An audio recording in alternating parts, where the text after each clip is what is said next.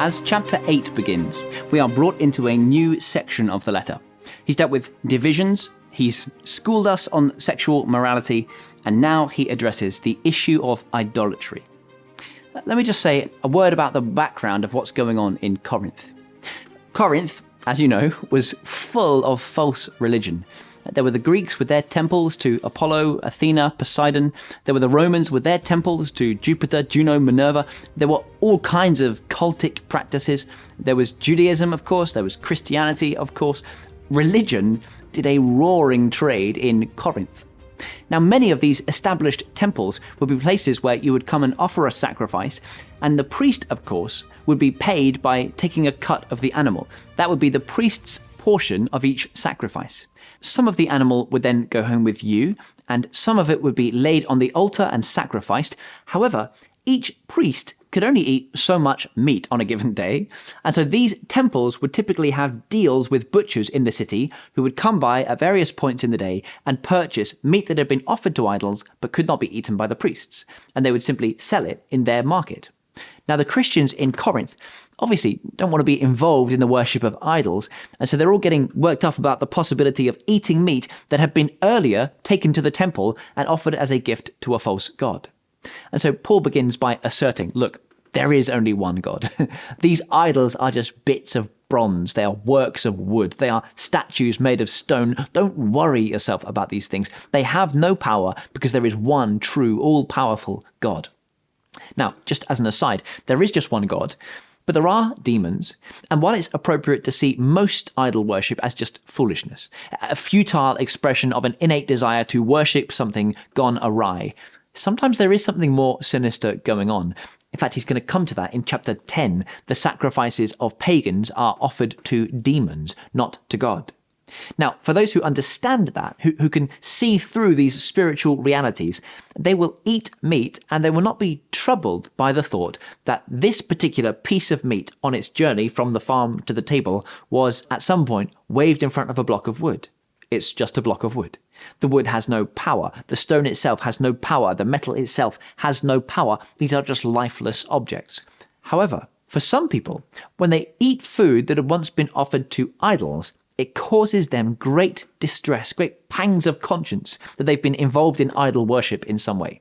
So Paul says, look, you can eat that meat in all good conscience. It ought not to trouble you, but this is what you should really care about: the effect that it will have upon your brothers and sisters if you eat that meat. For example, could it be that your brother or sister who is weak in the faith, who is limited in their understanding, they see you eating food that had once been offered to idols, and they draw the incorrect conclusion that idolatry itself is not so much of a big deal? Or perhaps Christianity is something that only actually affects us when we gather together for a Sunday service, but it doesn't affect and permeate all the different details of our lives. There are wrong conclusions that an immature Christian might jump to and draw from observing the actions of a mature Christian who is untroubled in their conscience by a particular aspect of culture. And so Paul says, look, you, the strong Christian, you need to think about the weak Christian here. For himself, verse 13, he says, I take it that seriously that I would never eat meat again if it would help my brother or sister to not stumble in sin. You know, there are all sorts of issues that Christians might see differently. Here are some examples. You could think of many more, I'm sure. Drinking alcohol. You might be aware that it is totally permissible to drink alcohol according to the Bible, if not drunk to excess. And you might also be aware that your consumption of alcohol could cause some confusion, perhaps to a new Christian who is not where you are on that issue, doesn't have the biblical clarity you do. And so you certainly want to be mindful about the way in which you talk about alcohol consumption in front of them, where you will or will not drink, whose company you will keep when you drink. It's not a matter of obeying the law. It is a matter of operating out of love for the weaker brother or sister. Here's another one. The kind of music you listen to, that might be another example.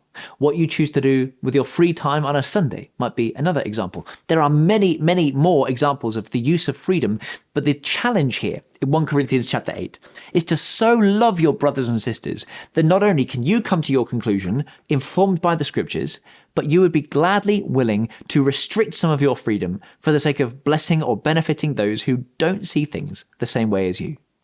That is a hard thing to do in practice, isn't it?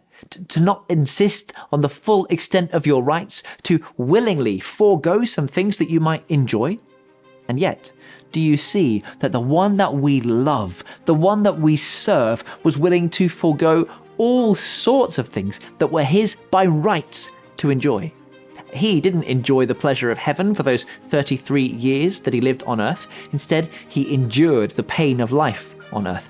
And not just life on earth, but death on earth. And not just death, but death on a cross. Such was his radical love for us. There are ways in which that radical love can be reflected by us in the simple, everyday details of our lives.